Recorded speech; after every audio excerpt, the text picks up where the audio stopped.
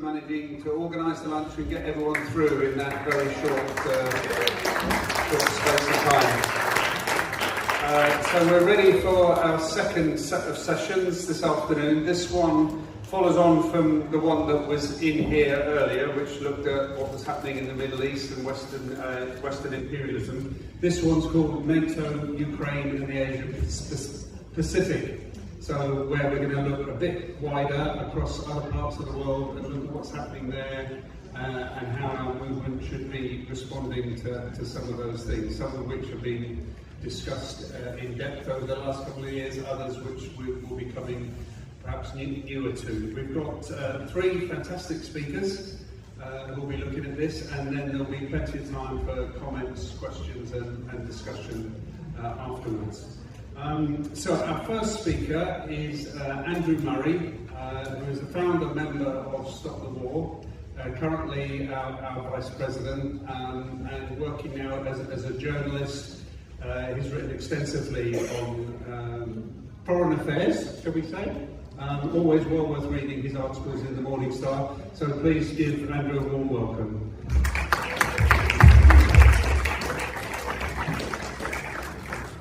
Thank you, Alex, and thank you, comrades. We're obviously in one of those periods where made for the media periods, where the discussion now is all around the appointments to the next American administration, and we're told all about the crazies, the new head of national intelligence, who may or may not be a Russian spy, the new Secretary of Defense, who's come straight from Fox News and apparently wants to purge the US military of what he says are sissies. And then we have the normals. The ones like the new Secretary of State, Marco Rubio, a hardcore neocon.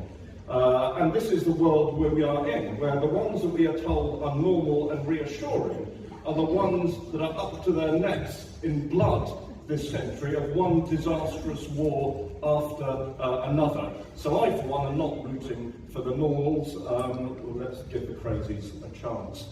But I think it's worth stepping back from this circus to look at the underlying facts of the position that persist and have persisted in US strategy through several administrations now. That is basically US imperialism is a declining hegemon. Now, hegemony is nice work if you can get it. Not only does it allow you to open up most of the world for profitable exploitation by your businesses, it even gets the world, through using the dollar as a reserve currency, to fund the enormous deficits with which you pay for the military to keep them in line. So really, fighting to preserve hegemony is a natural and logical thing for the United States. But it is under huge pressure. It has been since the calamity of the Iraq War, the disaster, criminal disaster of the Iraq War in 2003 and onward, and the crash of 2008 to date. So America has been losing ground, and whether we talk about Ukraine or the Far East, and even to a certain extent the Middle East, the politics are framed by that fact. The most singular important aspect of that has been the rise of China. In my view, it is an unnecessary debate for the anti-war movement, interesting as it is in other settings, to discuss the nature of the Chinese state and society, but we have to recognise that its rise to a point of being an economic challenger to the US is an event of world historic import, reversing 200 years of Western domination of world politics, and one that the US will not take lightly. Likewise, the return of Russia as a regional power. These things are all interconnected. I think if there was one moment where the Washington and NATO decided that Russia needed to be confronted and punished, it may well have been when it intervened in Syria to stop the fall of the Assad regime under a Western-backed insurgency.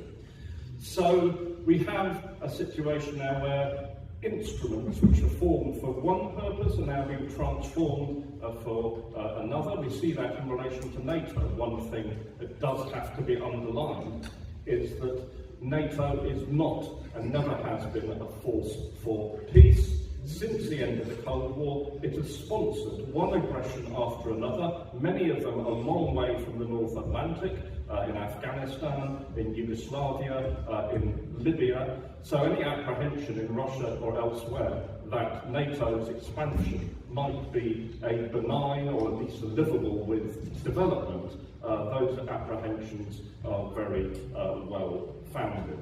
And we see it too in the Pacific region, where a pivot to Asia, which really means a pivot to the military confrontation with China, began under Obama, continued under Trump, developed further under Biden, and now is threatened further. And we see Britain involved in this too, through the AUKUS Pact, which escalates the arms race in the Pacific, the nuclear-powered submarines for Australia. We send our own aircraft carrier, if any of them are working at all. One of them was sent off to the Far East to fly the flag. It didn't fly any planes, because Britain had no planes to put on it, but nevertheless, the symbolic gesture that Britain is wanting to be back a long way east of Suez to help in the US bloc's confrontation with China. Now, we have to be clear, there is a danger, a possibility of a third world war arising out of all of this. Stop the War has said from its very beginning that the wars in Afghanistan and Iraq, that was the beginning of our long campaign, were brutal, unjustifiable, horrible, but they were wars of a neo-colonial type. And history shows that those sort of wars tend to lead to bigger and bigger conflicts between great powers. And we are now in a period where we are full of the risk of that. Even if the situation in the Ukraine is stabilised, as Trump alleges he's going to do, the confrontation with China will only escalate as far as we can see. So we have a declining hegemon in volatile hands. What does our focus need to be? Our focus is on breaking the alliance of the British establishment, the British elite, with Washington. That has been a war alliance that has underpinned all of the calamities of this century, marching in lockstep to the destruction of other nations, to the oppression of peoples, to the escalation of tension, to the point where we are now on the edge of a great power conflict. Possibly, paradoxically, Trump may help here in the sense that he is such an unlovable figure, let's put it like that, for most of British public opinion, that it may be easier to advance that argument than if imperialism had been fronted up by Kamala Harris, whose record and substance, of course, is hardly any better. How do we do this? I don't want to go into all the tactical issues here.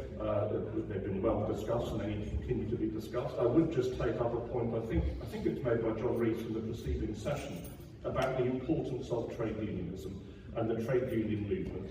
Because trade unions have been in a sort of secular decline for quite a long time, we often do forget they have immense capacity, still latent capacity, to change the course of a Labour government, particularly if they get seized with the arguments which they can all see in relation to the Middle East, but which are obscured, wrapped around with all sorts of mystifications about jobs and so on in relation to the arms race elsewhere. If we can win the argument that militarism is anathema to the interests of the working class here in Britain, then that pressure will be vital. There's one other thing I think we need to develop, which is a degree of ideological militancy. And here I think we can be proud of the position of Stop the War. You go anywhere now, and I went to the Cambridge Union a week or so ago to have a debate about the Iraq War. Don't worry, we won by about 90% to 10%. But people now say, oh well, of course you were right about Iraq, but come over and join us on Libya or Syria or Ukraine, meet the establishment, the war establishment pathway. And it is vital that Stop the War has always said no. No, we will not align with the establishment on any of its war policy, because we understand that we have one enemy above all. Only one. Our main enemy is not the United States of America, it's not Israel, it's not NATO, it's not the military industrial complex. Our enemy is the British imperialist state. It is the British state that, of course, birthed and sustained the power structures in the Middle East, that is prolonging the Ukraine war as far as it can, even in the teeth of American slight retreat so far. That has, as I've said, played a leading part in stirring up tension in the Far East. That is our enemy. Our work all has to ultimately be directed to delegitimising, criticising, and if possible, paralysing the British war state. We have to move from the time when we say that state does not act in our name to saying that state cannot act in the world at all. And that is all the world asks of us. Thanks very much, Andrew. A lot to think about there, just for unpacking of the themes of this session.